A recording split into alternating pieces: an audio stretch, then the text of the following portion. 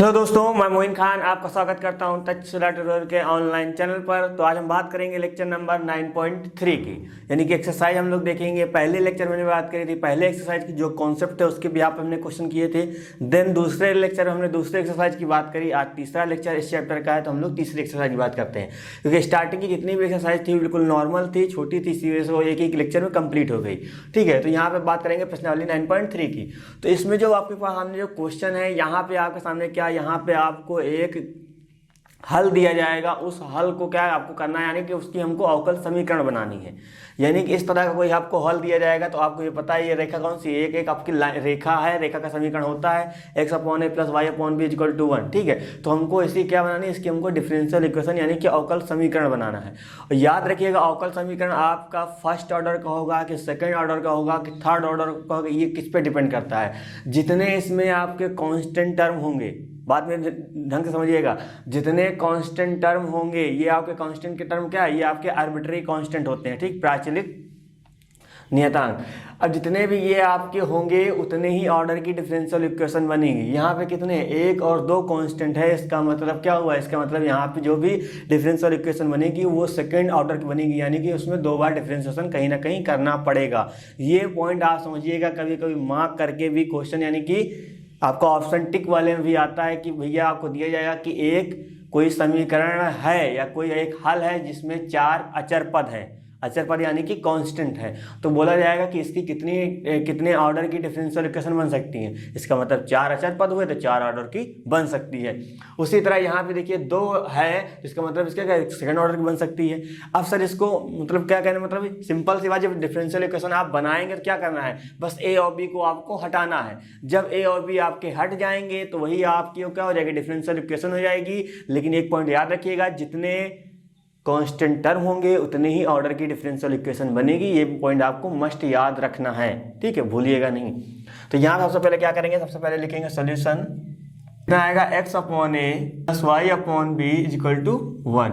ठीक है, इसको हम बना देते हैं समीकरण 1। अब बना तो क्या पता आगे कहीं जरूरत पड़ जाए, इसी वजह से इसको बना के लेके चल रहे हैं। अब क्या करेंगे, नॉर्मल वही काम, differentiation with respect to x हो जाएगा। देखो यहाँ 1/a बाहर आ जाएगा और x का कितना हो जाएगा, 1 हो जाएगा। उसी तरह 1/b बाहर आ जाएगा, y का करेंगे कितना आ जाएगा, y करेंगे dy/dx आ जाएगा। अब चाहे dy/dx लिखो चाहे y' लिखो, बात एक ही है। ठीक है, और 1 का करेंगे कितना हो जाएगा, ये 0 हो जाएगा। ये उधर जाएगा तो यहाँ या तो उसको उधर भेजना हो भेजो, और ना इसको ऐसे रखो, कोई दिक्कत की बात नहीं है। ठीक है, क्योंकि अब नॉर्मल आपको पता है जब डिफरेंशिएशन करेंगे कहीं ना कहीं चीज़ें गायब हो जाएंगी। अब हमको देखो, हमको क्या करना था, हमको ए और बी को यानी कि डिफरेंशियल इक्वेशन तो बनानी है इसकी, इस रेखा की, लेकिन ए और बी क्या होना चाहिए, वहाँ से गायब होना चाहिए। गायब हो जाएगा मतलब वही आपका हो जाएगा। और गायब आपको तभी हो सकता है, आपको पता है जब कांस्टेंट टर्म अकेला होगा और उसका हम डिफरेंशिएशन कर देंगे। कांस्टेंट टर्म का डिफरेंशिएशन कितना होता है, 0 होता है। ठीक है, तो यानी कि कांस्टेंट को हमको अकेला रखना पड़ेगा, देन उसको हमको डिफरेंशिएशन करेंगे तभी चीज़ गायब हो पाएंगी। अब देखिए यहाँ पे अकेला है, इसका क्या हो जाएगा, इसका सर 0 हो जाएगा। यहाँ लिख देंगे क्या, again differentiation with respect to x। ठीक है, तो आपको हिंदी में लिखना है तो आप हिंदी में लिख लीजिए क्या, x के सापेक्ष अवकलन करने पर। चलिए इसका क्या हो जाएगा, इसका 0 हो जाएगा। 1/b कांस्टेंट है, बाहर निकाल लेंगे। अब इसका जो इसका फिर से करेंगे कितना हो जाएगा, dy/dx का दोबारा करते हैं, क्या आ जाता है, d2y/dx2 हो जाएगा, और इसका हो जाएगा 0। ठीक है, तो यहाँ पे क्या हो जाएगा, ये आपका नॉर्मल ये रहेगा, d2y/dx2 = ये उधर चला जाएगा, कितना हो जाएगा, 0 हो जाएगा।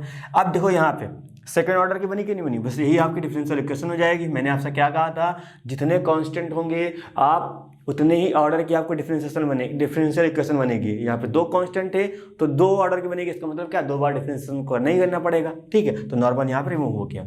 अब चाहे हम इसको ये आंसर आप लिख सकते हैं, या आप क्या कर सकते हैं, इसको आपको पता है क्या होगा, दो बार डिफरेंशिएशन मतलब y" लिखा जाएगा, तो आपका आंसर क्या हो जाएगा, आपका आंसर ये हो जाएगा। तो उम्मीद कर रहे हैं चीज़ें बिल्कुल समझ आई होगी। ठीक है, तो इसी तरह आपको क्वेश्चन को टैकल करना है, चीज़ें बिल्कुल समझ आ जाएगी। चलिए अब हम बात करते हैं नेक्स्ट क्वेश्चन की। तो क्वेश्चन नंबर आपका सेकंड लिखा हुआ है, क्या है, y² = ab² - x²। ठीक है, तो यहाँ भी आपके पास दो कांस्टेंट है, एक a है और b है। अब यहाँ समझिएगा ना, समझिएगा यहाँ पे 3 हो गए। b² मतलब वो आपका चाहे b³ हो चाहे b4 हो, कुछ ना भी हो, वो आपका हमेशा कांस्टेंट एक ही समझा जाएगा। बात समझ रहे हैं ना। और एक आपका ये यानी कि यहाँ पे 2 है। जो भी डिफरेंशियल इक्वेशन बनेगी उसका ऑर्डर क्या होगा, उसका आपका ऑर्डर आपको पता है सेकंड ऑर्डर का ही होगा। चलिए यहाँ पे देखिएगा, यहाँ पे क्या नॉर्मल इसको हम ऐसे राइट करते हैं पहले, Y square equal to A bracket में B square minus X square. आपको क्या काम करना है, आपको यहाँ पे डिफरेंशियल इक्वेशन करनी है और जो ए और बी है उसको क्या करना है, गायब करना है। जब गायब हो जाएगा आपका क्या हो जाएगा, वही आपका आंसर हो जाएगा।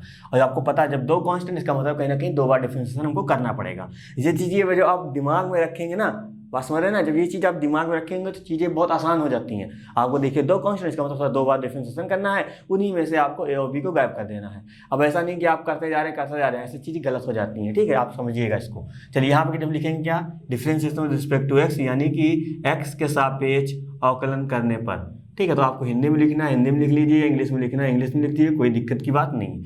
तो आपको पता है वाई का इसका करेंगे 2y आ जाएगा, वापस y का करेंगे कितना आ जाएगा, y डैश आ जाएगा। चाहे आप dy डैश लिखिए चाहे y डैश लिखिए, बात एक ही है। तो ये कांस्टेंट है, बाहर निकाल लेंगे, b स्क्वायर करेंगे कितना आएगा, 0 हो जाएगा। इधर करेंगे कितना आ जाएगा, माइनस का 2x आ जाएगा, और वापस x का करेंगे 1 हो जाएगा। बात समझ रहे ना, ये चीज़ आ जाएगी, माइनस कितना आ जाएगा, माइनस का 2x आ जाएगा, यहाँ पे 2y डैश हो जाएगा। अब समझिएगा यहाँ हमको फिर से करना पड़ेगा। तो यहाँ अब थोड़ा सा यहाँ पे इसको कैंसिल आउट कर देंगे। तो यहाँ y dash equal to minus का a x हो जाएगा। ये इक्वेशन क्या हो जाएगी, इक्वेशन आपकी ये सेकंड बना देते हैं। तो अब यहाँ पे दोबारा करेंगे, क्योंकि यहाँ पे 2 कांस्टेंट थे, अभी एक गायब हुआ, अभी एक और आपको गायब करना है। तो यहाँ पे लिखना है क्या, again differentiation with respect to x। अब देखिए यहाँ पे 2 लोग, इसका मतलब यहाँ गुणन विधि लगेगी। तो y को बाहर निकालेंगे, y डैश करेंगे तो क्या आएगा, y डबल डैश आ जाएगा। फिर y डैश को बाहर निकालेंगे, y का करेंगे डिफरेंशिएशन, तो ये आपका y डैश बन जाएगा, ठीक है। तो यहाँ पे देखिए माइनस a बाहर आ जाएगा, क्योंकि x का कितना हो जाएगा, 1 हो जाएगा। ये क्या हो जाएगी, समीकरण 3 हो जाएगी। अब आपको दिमाग लग रहा होगा कि सर एक बार और कर दें, कांस्टेंट का सर 0 हो जाएगा, कांस्टेंट गायब हो जाएगा। लेकिन यहाँ पे क्या हो जाएगा, यहाँ पे आपका ट्रिपल डैश आ जाएगा, मतलब 3 बार तीसरे ऑर्डर का आ जाएगा। तो मैंने आपसे क्या कहा था, मैंने आपसे कहा जितने कांस्टेंट होंगे उतने ही ऑर्डर की डिफरेंशियल इक्वेशन बनेगी, जो कि आपकी यहाँ पे क्या हो जाएगी, गलत हो जाएगा। तो इसका मतलब क्या है, अब बस अब इन्हीं दोनों को आपको यूज करके ए को गायब करना है, बस। बात समझ रहे हैं, क्योंकि आप एक बार और करेंगे तो ये तो गायब हो जाएगा, लेकिन ये 3 ऑर्डर पे पहुंच जाएगा। लेकिन कांस्टेंट सर मुझे तो 2 ही दिख रहे थे, तो इसका मतलब 2 ही ऑर्डर की होगी, तो इसका मतलब ये 3 ऑर्डर कहाँ आ जाएगा। बात समझ रहे हैं कोई, तो ये गलत हो जाएगा। तो आपको इन्हीं दोनों में से गायब करना। तो आप ध्यान से देखिए, माइनस a बराबर ये होता है, तो समीकरण 2 में जाके माइनस a की जगह हम लोग ये चीज़ रख दें, प्रॉपर आपका वो a गायब हो जाएगा, ठीक है। तो यहाँ लिखेंगे क्या, समीकरण 2 व समीकरण 3 से, ठीक है, समीकरण 2 व समीकरण 3 से। अब यहाँ पे देखिए y डैश जैसे था वैसे लिखा हमने, माइनस a की जगह क्या रखेंगे, ये रख देते हैं हम लोग यहाँ पे। तो यहाँ कितना आएगा, y double dash plus y dash क्या हो जाएगा, स्क्वायर हो जाएगा। और आपका यहाँ पे जो x है वो आपका x ऐसे रहेगा। तो क्या हो जाएगा, यही आपका अभीष्ट अवकल समीकरण होगा, ठीक है। बस याद रखिएगा, जितने डिफरेंशियल कांस्टेंट हैं आपके, उतनी ही ऑर्डर की आपकी डिफरेंशियल इक्वेशन बनेगी। आगे जा रही है तो आप देखिए कहीं ना कहीं आपको मैनेज करना पड़ेगा, जो कि हमने यहाँ पे किया। तो क्या हो जाएगा, यही आपका आंसर हो जाएगा। तो उम्मीद कर रहे हैं मेरी बात आप समझ रहे होंगे। इसी तरह चीज़ें आपको टैकल करनी है। चलिए अब हम बात करते हैं नेक्स्ट क्वेश्चन की। तो क्वेश्चन नंबर आपका 3 लिखा है, y equal to a e की power 3x plus b e की पावर माइनस 2x। तो प्रॉपर आप देखिए, इसमें a और b 2 कांस्टेंट हैं, ठीक है। तो इन्हीं, इसका मतलब क्या हुआ, इसका मतलब यही हुआ सर, इसमें जो भी ऑर्डर बनेगी, सेकंड ऑर्डर की आपकी डिफरेंशियल इक्वेशन बनेगी, यानी कहीं ना कहीं 2 ही बार आपको डिफरेंशिएशन करना पड़ेगा। ये आपको क्वेश्चन को देखते हुए आपका माइंडसेट हो जाना चाहिए। ये भी चीज़ क्लियर हो जाएगी तो आगे आराम से चीज़ें हो जाएंगी। बस आपको आप दिमाग ये लगाना है कि हाँ सेकंड ऑर्डर की तो बनेगी, लेकिन अब a और b को कैसे गायब करा जाए, ठीक है। जैसे लिखा y इक्वल टू a की पावर 3x प्लस का b e की पावर माइनस 2x। अब थोड़ा सा यहाँ पे a और b आपका कहीं ना कहीं अकेला हो जाए, तो क्योंकि आपको पता है जब अकेला कांस्टेंट करते हैं तो क्या होता है, वो 0 आता है, ठीक है। तो इसको चीज़ को मैं इस तरह लिख सकता हूँ, a की पावर 3x प्लस का b, पावर निगेटिव है, नीचे जाएगा क्या हो जाएगा, पॉजिटिव हो जाएगा। ये चीज़ हमने यहाँ पे राइट कर दी, ठीक है। थोड़ा दिमाग लगाइएगा यहाँ पे। अब यहाँ पे एलसीएम ले लें, जब एलसीएम लेंगे तो a आएगा e की पावर 3x इंटू e की पावर 2x, कितना हो जाएगा, एक बेस सेम पावर ऐड हो जाएंगी, प्लस का b आ जाएगा, और यहाँ पे हो जाएगा e की पावर 2x, और ये आपका y चलेगा। इसका मल्टीप्लाई इधर कर देंगे तो y इंटू e की power 2x is equal to e की पावर कितना हो जाएगा, 5x हो जाएगा, प्लस का यहाँ पे आ जाएगा b आ जाएगा। अब देखिए प्रॉपर ये चीज़ बन गई। अब आपका बी क्या होगा, अकेला हो गया, इसका मतलब डिफरेंशिएशन करेंगे तुरंत आपका 0 आ जाएगा। ठीक है, तो ये चीज़ यहाँ पे हो जाएगी। अब देखो कि यहाँ पे क्या करेंगे, नॉर्मल जैसे लिखा था यहाँ पे, तो हम लिखेंगे क्या, differentiation with respect to x. आप लिख लीजिएगा, आपको हिंदी में लिखना तो एक्स के सापेक्ष अवकलन करने पर। ठीक है, तो मैंने आपसे क्या कहा था, जो भी लिखना हो वो लिख सकते हैं। तो यहाँ पे देखिए, यहाँ पे दो फंक्शन, इसका मतलब यहाँ पे गुणन विधि लगेगी। तो y को हम बाहर निकालेंगे, e की पावर 2x का e की पावर 2x, जो यहाँ पे होता है वो डिफरेंशिएशन में आगे आता है और इंटीग्रेशन में बटे में जाता है ना। प्लस लगाया, e की पावर 2x को हमने ऐसे ही रोका, y का करेंगे कितना आ जाएगा, y डैश आ जाएगा। अब यहाँ पे आया, एक कांस्टेंट बाहर आ जाएगा, e की पावर 5x यहाँ पे क्योंकि इसका करेंगे वही चीज़ आएगी वापस, यहाँ 5 है तो 5 आपका आगे आ जाएगा और b का कितना हो जाएगा, वो आपका हो जाएगा 0 हो जाएगा। चलिए ये तो हो गया। अब देखिए a की पावर 2x, e की पावर 2x यहाँ भी है, तो यहाँ पे आ जाएगा कितना, 2y e की पावर 2x प्लस का e की पावर 2x y डैश, यहाँ कितना आ जाएगा, यहाँ आ जाएगा 5a e की पावर 5x, ये कहानी आ जाएगी। उम्मीद करें तो ये बात समझ आई होगी। ठीक है, अब हमको यहाँ पे ए को भी गायब करना है, और ए कभी जब गायब होगा जब वो आपका अकेला होगा। तो अकेला कब हो सकता है, अकेला तभी हो सकता है जब e की पावर 5x को हम लोग नीचे भेज दें, क्योंकि 5 पे क्या है आपका कांस्टेंट है, वो भी सब 0 ही हो जाएगा। ठीक है, तो इसको हम लोग क्या करेंगे, बटे में लिख देंगे। तो यहाँ लिखते हैं y e की पावर 2x, e की पावर 2x, यहाँ पे आ जाएगा y डैश, बटे में हो जाएगा कितना, a की पावर 5x इक्वल टू कितना हो जाएगा, इक्वल टू हो जाएगा 5a हो जाएगा। ठीक है, तो ये चीज़ यहाँ पे बन गई। अब देखो ये कांस्टेंट है, इसका करेंगे डिफरेंशिएशन 0 हो जाएगा। अब बस इसको थोड़ा सा सॉल्व कर लेते हैं। अब क्या करेंगे, इस टर्म के साथ एक बार ये, इस टर्म के साथ एक बार ये, तो यहाँ लिखा जाएगा कितना, 2y e की पावर 2x अपॉन e की पावर कितना हो जाएगा, 5x हो जाएगा, प्लस लगाया e की पावर 2x, यहाँ आ जाएगा y डैश, e की पावर कितना हो जाएगा, 5x हो जाएगा, इज इक्वल टू यहाँ पे हो जाएगा कितना, 5a हो जाएगा। अब थोड़ा सा ध्यान समझिएगा, ये ऊपर जाएगा, पावर e की पावर 5x निगेटिव हो जाएगा, 2x में से 5x जाएगा, माइनस का 3x होगा, तो यहाँ बचेगा क्या, 2a की power minus 3x plus a की पावर माइनस 3x, यहाँ y डैश आ जाएगा, और ये आपका हो जाएगा कितना, 5a हो जाएगा। अब नॉर्मल आपको पता क्या करना है, डिफरेंशिएशन करना है। ठीक है, तो यहाँ लिखेंगे क्या, again differentiation with respect to x।